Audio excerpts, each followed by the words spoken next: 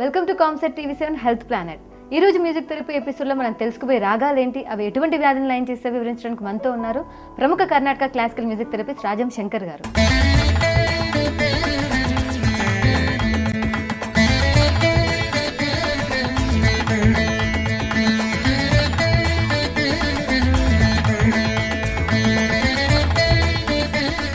Ma'am, welcome to the show. Ma'am, మనం program start చేసే ముందే ఆ సాంగ్ వింటుంటేనే సమ్ ఎంతూజియాజంగా ఎంకరేజ్గా ఉంది. సమ్ వెస్టర్న్ మ్యూజిక్ లాగా కూడా ఉంది. అవును, ఏంటి మ్యామ్ ఇది? ఇది మైనర్ స్కేల్ అంటారు, harmonic minor scale. Okay okay. అంటే దీనికి మన కర్ణాటక మ్యూజిక్ దీంతో ప్రకారం చెప్పాలంటే కీరవాణి రాగం. ఇది 21, దట్ ఈస్ 21st మేళకర్త రాగం అనమాట. ఇది 4వది చక్రాల, దీంట్లో వేద చక్రంలో ఇది 2వది రాగము, 21st. అంటే దీంట్లో not second, it is I think third, 21 the third రాగం ఫ్రమ్ ద వేద చక్రం. అంటే దీంట్లో కీరవాణి అన్నది ఇప్పుడు మీరు ఎదుగుతున్న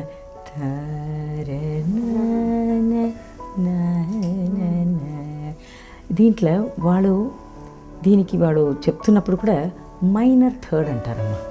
ఆ మైనర్ థర్డ్ అన్నది మనకు ఈక్వల్ టు మన సాధారణ గాంధారం. దీంట్లో ఉన్న బ్యూటీ అంటే ఈ కీరవాణిలో ఉన్న రాగంలో ఉన్న స్పందనం చెప్పాలంటే ఈ సాధారణ గాంధారం స్వీప్లో ఉందమ్మా. సో ఇది ఇలా ఆసిలేషన్ ఇస్ లైక్ దిస్. ఇది దేనికి ప్రభావం చూపిస్తుందని మన బాడీలో మనం ఇది ఫస్ట్ ఇది వింటాము. శ్రీ విద్యకి నేను చెప్పాను, అంబవాణి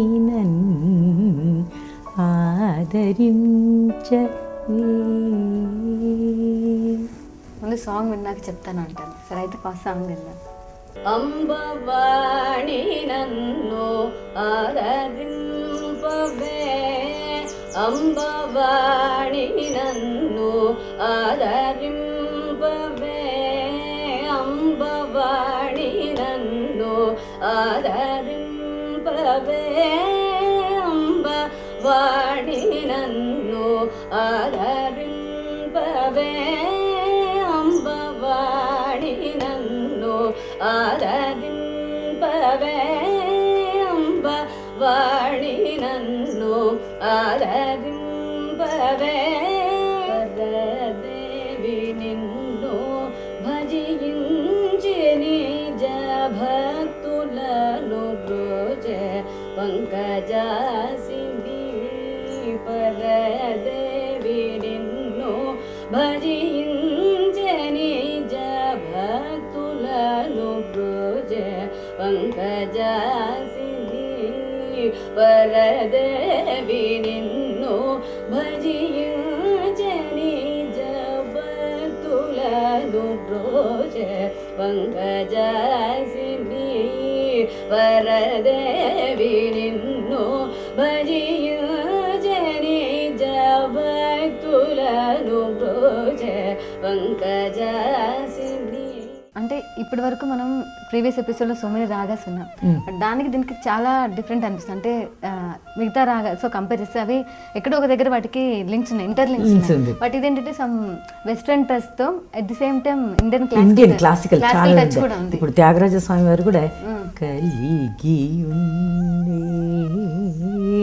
కదా అని ఈ రాగంలోనే వాడు అంటే బ్యూటిఫుల్ రాగం ఇది కీరవాణి అనేది. ఇప్పుడు మన ప్రీవియస్ రికార్డ్ దీంట్లో నేను చెప్పాను అబౌట్ ద అడలసెంట్ ఏజ్, అంటే ఆ మార్పు వచ్చేది 7 to 14.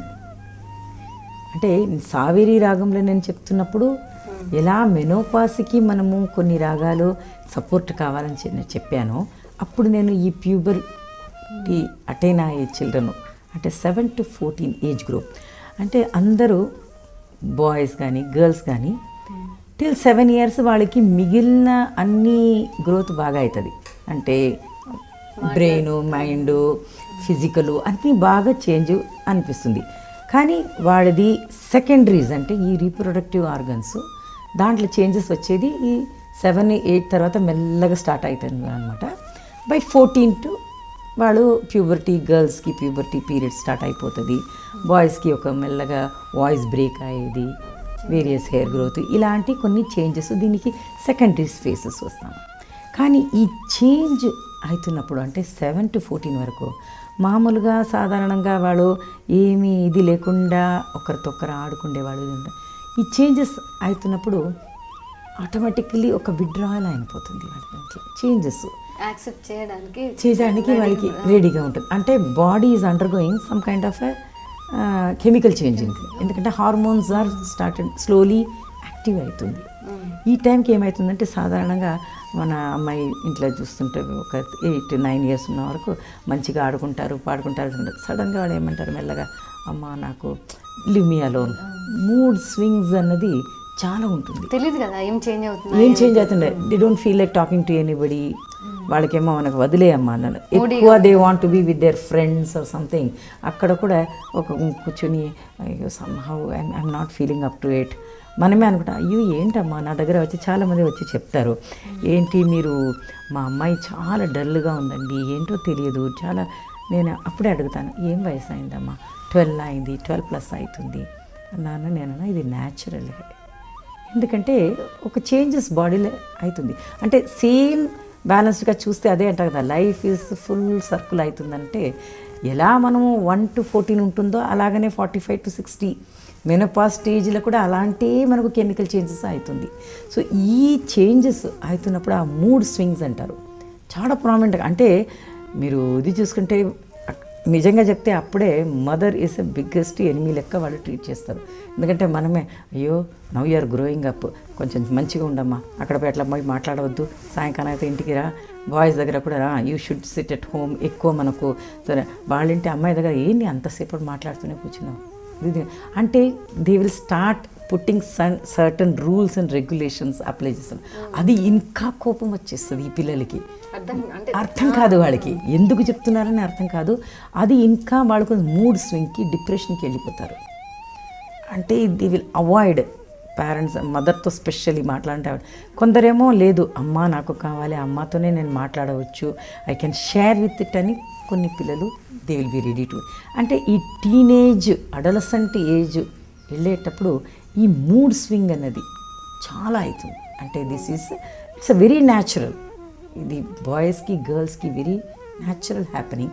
ఎందుకంటే హార్మోన్ చేంజెస్ అయ్యి తర్వాత 14 to 21లో అది మంచిగా సెటిల్ అయ్యి దానికి ఒక మెచ్యూరిటీ వస్తుంది. దానికే మన దేశంలో కూడా అంటాం కదమ్మా, till 21, ఇంకా సైంటిఫికలీ మెడికలీ చెప్తే కూడా till 21 don't get married, don't have children.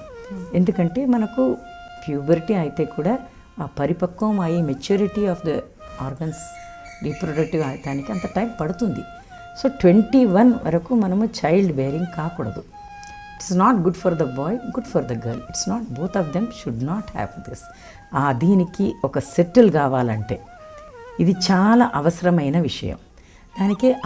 దానికి ఒక హెల్తీ వేగా, అంటే ఇది చేంజెస్ అవుతుంది కదా, దీనికి ఇంకా ఒక సపోర్టివ్ మెడిసిన్స్ అంటే అండర్స్టాండింగ్. ఇదంటే ఈ కీరవాణి రాగం, దీంట్లో ఉన్న ఫ్రీక్వెన్సీ ఇది మనం ఎంత దానికి కీరవాణి రాగం వింటామో ఈ పిల్లలకి దానిది ఫ్రీక్వెన్సీ వాళ్ళ లోపల వెళ్తున్నప్పుడు ఆ vibration that gives a healthy. అంటే నార్మల్గా అందరికీ హెల్తీ చేంజెస్ అవుతుంది.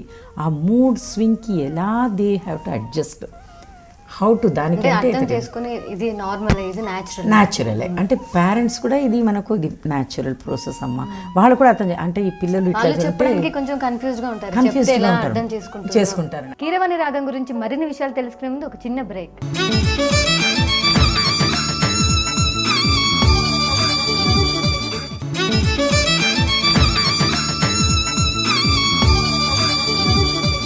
Welcome back.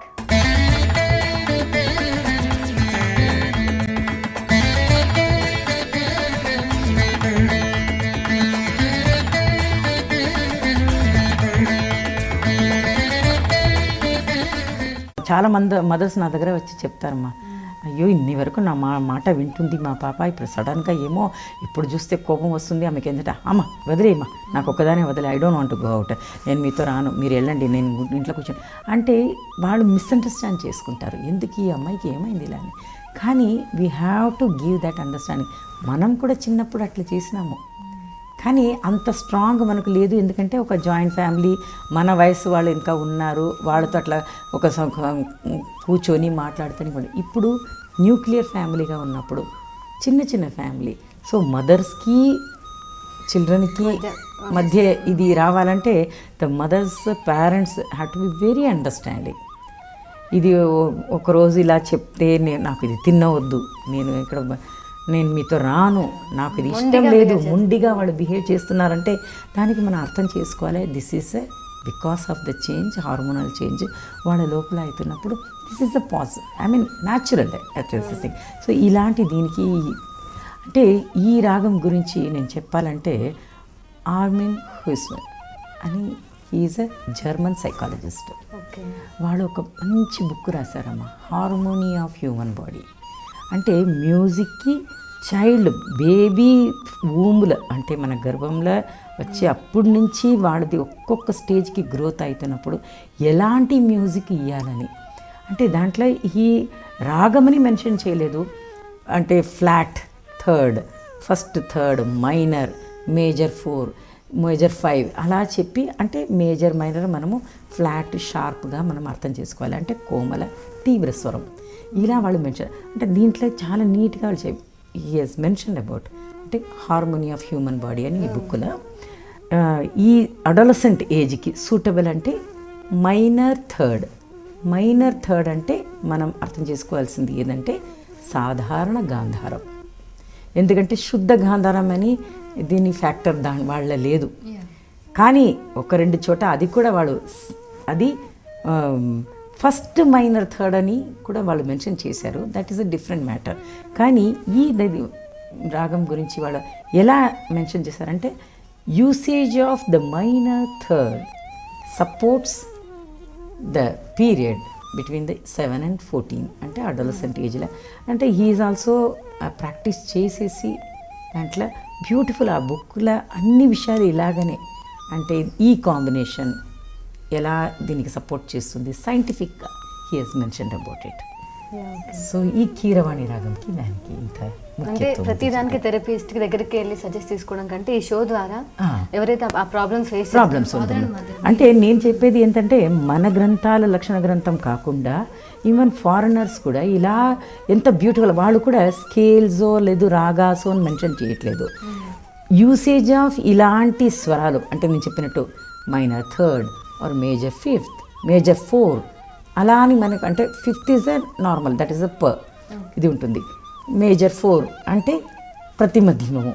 ఇలా వాడు డిఫరెంట్ కాంబినేషన్స్ మెన్షన్ చేశారు. This will work like this అని ఆ బుక్ చాలా బ్యూటిఫుల్గా ఉంది. దాంట్లో దీని గురించి డిస్క్రిప్షన్ ఉందండి. మ్యామ్ ఈరోజు మన మ్యూజిక్ థెరపీ ఎపిసోడ్లో తెలుసుకోబోయే 2వ రాగం ఏంటి, దాని గురించి చెప్తారా? కావా కందవా என்னை காவா ఏలవా. సాంగ్ వింటే విన్నట్టుగానే ఉంది కానీ గెస్ట్ చేయడం చాలా కష్టంగా అనిపిస్తుంది. చాలా కష్టంగా ఉంది కదా. అంతరామమయం ఈ జగమంత రామమయం. ఇది భద్రాచల రామదాసు గారు. భద్రాచల రామ అంటే మరి ఈ సాంగ్ విన్న తర్వాత నేను నా గెస్ట్ కరెక్టరా కాదు మీరు చెప్పండి. ఎందుకంటే ఏమో ఈ రాగం విండి ఉంటే నేను అంటే ఇదివరకు విన్నాను చాలా సార్లు. నా గెస్ట్ కరెక్ట్ అయితే ఇది వరాలి రాగం అని నేను అనుకుంటున్నాను. అవును, దిస్ ఇస్ వరాలి రాగం. ఇది వన్ ఆఫ్ ద ఫేమస్ రాగం, ఎవరైనా ఈజీగా గుర్తుపెడతారు. అదే ఇప్పుడు ఒకసారి మనం ప్రొసీడ్ చేసే ముందే విద్యా గారు పాడి విందామా? ఓకే. కరుణ జూడవం అమ్మ కరుణ జూడవం అమ్మ వినవమ్మ కరుణ జూడవం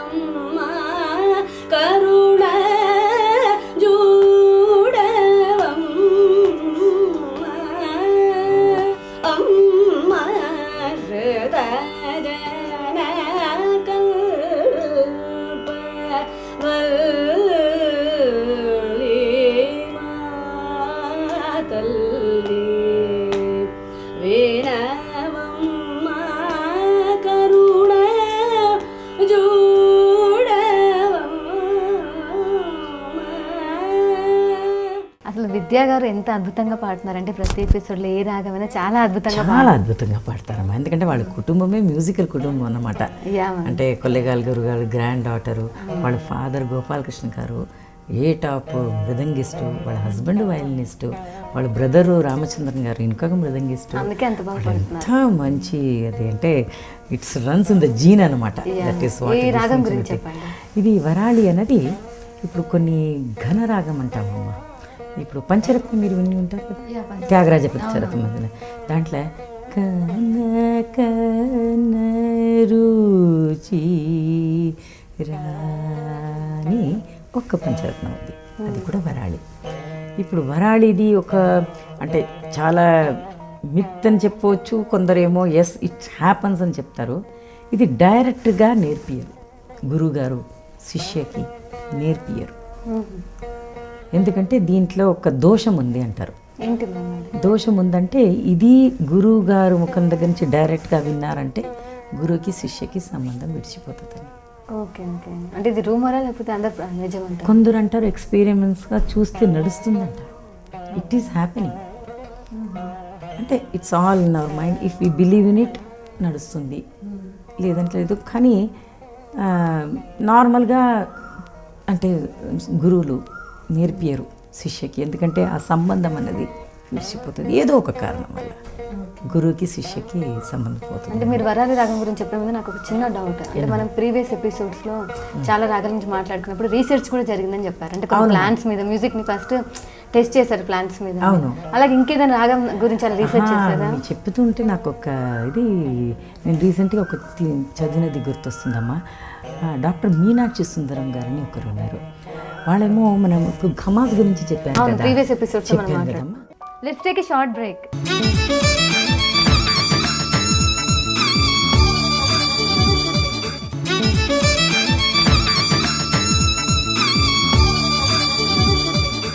వెల్కమ్ బ్యాక్.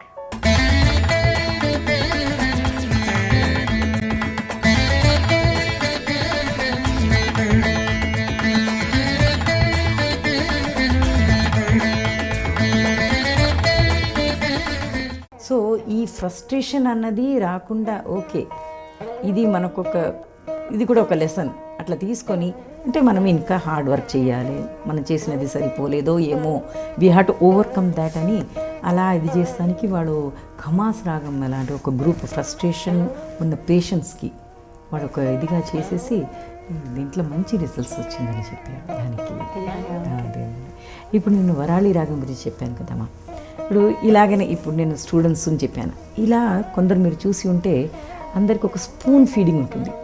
అంటే స్పూన్ ఫీడింగ్ అంటే మనం ఇప్పుడు అన్నం తినిపించి అదే మాత్రం కాదు, అన్ని విషయాల్లో అంటే స్వయంగా ఆలోచించే ఇండిపెండెంట్గా డిసిజన్ అన్నీ. ఇప్పుడు ఒక ఏదో ఒక అమ్మాయి మంచిగా చేస్తుంటే కూడా అమ్మ అది తీసిపెట్టు, ఇది నీవు ఇది చెయ్యి, నీవు ఇది తీసుకో, ఇది నీవు ఇలా నీవు సమ్స్ చెయ్యి, ఇది నెక్స్ట్ స్టెప్ అన్ని స్పూన్ ఫీడింగ్ అంటాం దీనికి. అంటే మనం చెప్పకుండా వాళ్ళకి ఏం చెయ్యరాదు, యాక్షన్లో మాత్రం కాదు, లైఫ్లో ఎనీ విషయం అంటే డిసిషన్ మేకింగ్ అని అలా ఉంటే చిన్నప్పుడు ఓకే అన్నిటికీ ఒక చిన్న పిల్లల్ని చూశాను. ఒక డ్రెస్ వేసుకోవాలంటే అమ్మ నేను ఏం డ్రెస్ వేసుకోవాలి అంటే స్వయంగా వాళ్ళు ఆలోచించి ఇది దీనికి నేను ఈ డ్రెస్ అట్లా కాదు, పేరెంట్స్ ఏం చెప్తారు అట్లా స్పూన్ ఫీడింగ్ అనేది అక్కడి నుంచి స్టార్ట్ అయిపోతుంది.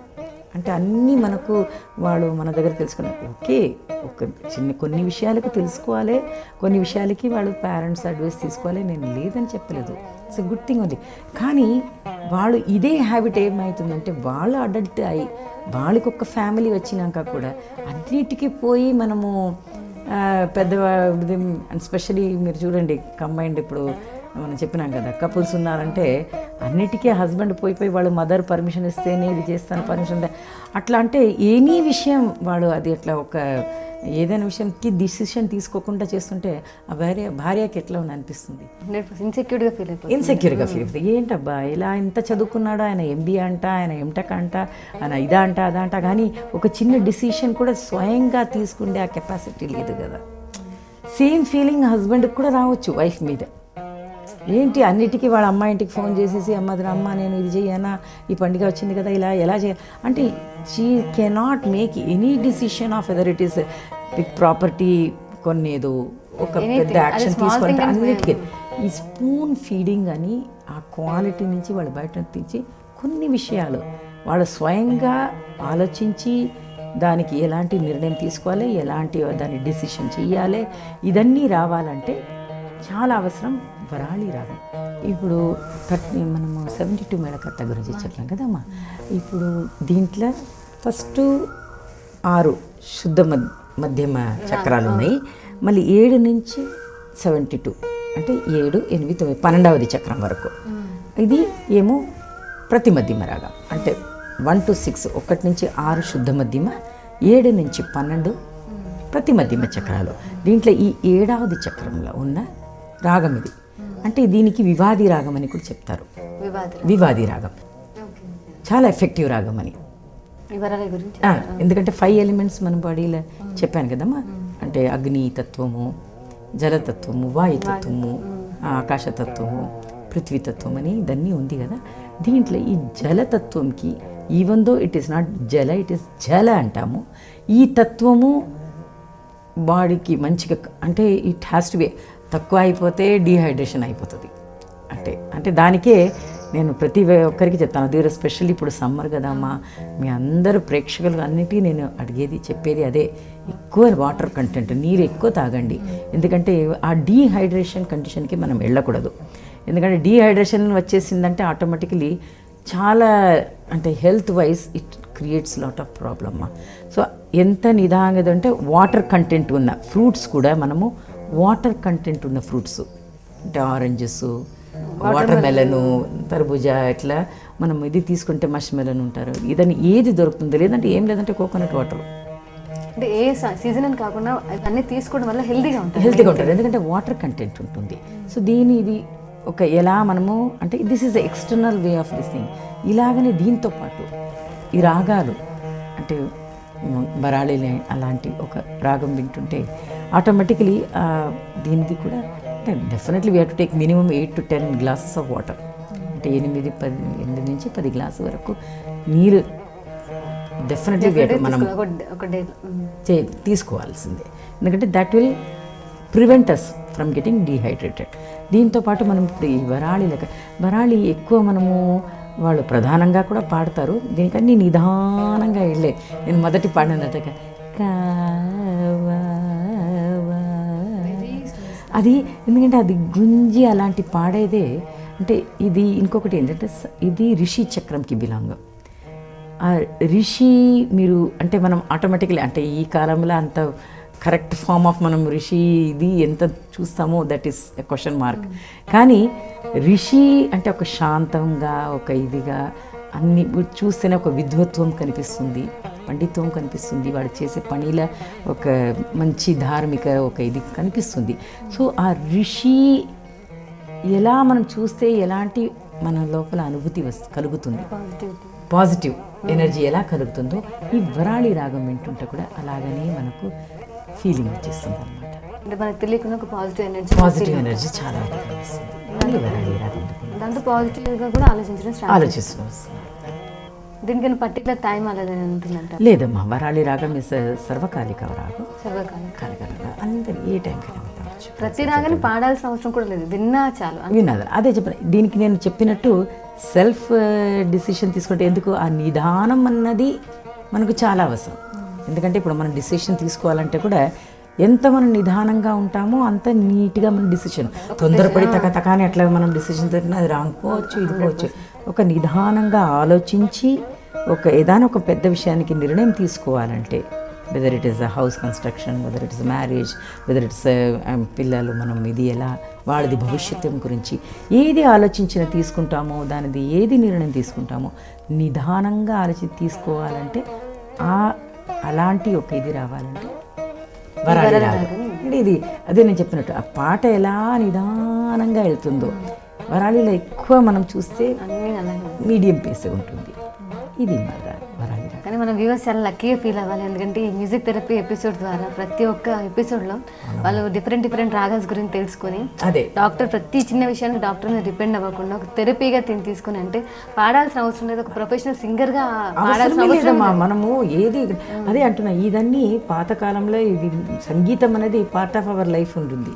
ఎందుకంటే అన్నీ కలిసి ఉన్నప్పుడు అమ్మమ్మ, నానమ్మ, మేనత్త వాళ్ళు ఫ్యామిలీలో ఉంటారు, వాళ్ళు శ్లోకాలు పాడతారు, వాళ్ళు చిన్న చిన్న భజనలు పాడతారు, ఇది పాడతారు, జోలపాట పాడతారు, అన్ని విధమైన రాగాలు వాళ్ళు ఏదో ఒక విధంగా ఇంట్లో పాడుతూనే ఉన్నప్పుడు, వినిపిస్తూనే ఉన్నప్పుడు తప్పకుండా సంగీతం ఇస్ పార్ట్ ఆఫ్ వాళ్ళ లైఫ్గా ఉంటుంది. భగవంతుడు కూడా తోమాల సేవ అన్నీ ఉంటుంది కదమ్మా. సో ఇంటున్నాడు సాయంకాలం అయినాక వాడు గుడికి వెళ్ళేదో, మార్నింగ్ వాడు ఇదన్నీ పార్ట్ ఆఫ్ మనం లైఫ్గా ఉన్నప్పుడు, అసలు ప్రతి ఒక్క చిన్న విషయాల్లో కూడా సంగీతం ప్రాముఖ్యత ఉన్నప్పుడు అప్పుడు ఉన్న లైఫ్ స్టైల్ ఎట్లా ఉండింది. ఇప్పుడు మనం ప్రతి దీనికి చిన్న విషయానికి స్ట్రెస్, చిన్న విషయానికి డిప్రెషను, టెన్షను, ఇలాంటి వేరియస్ న్యూరోలాజికల్ ప్రాబ్లం అన్నీ వస్తుందంటే, ఇమోషనల్ డిస్టర్బెన్స్ అవుతుందంటే ఇదేమా దీనికే మనమే ఎక్కువ, దీనికి మనం ఎంత సంగీతం, అది క్వాలిటీ సంగీతం, అది మనం విండేది చాలా అవసరం. Thank you so much ma'am. ఈరోజు ఎపిసోడ్లో వరాలి మరియు కీరవాణి రాగాల గురించి చాలా చక్కగా వివరించారు. ధన్యవాదాలు మేడం. చూశారు కదా, ఈరోజు మ్యూజిక్ థెరపీ ఎపిసోడ్లో వరాలి మరియు కీరవాణి రాగాల గురించి, అలాగే సంగీతం మన జీవితంలో చాలా ప్రాముఖ్యతను సంతరించుకుంది. ప్రతిరోజు సంగీతం వినడం వల్ల మనసు ఆహ్లాదంగా ఉంటుంది. మళ్ళీ నెక్స్ట్ ఎపిసోడ్లో కలుద్దాం. అంతవరకు బాయ్.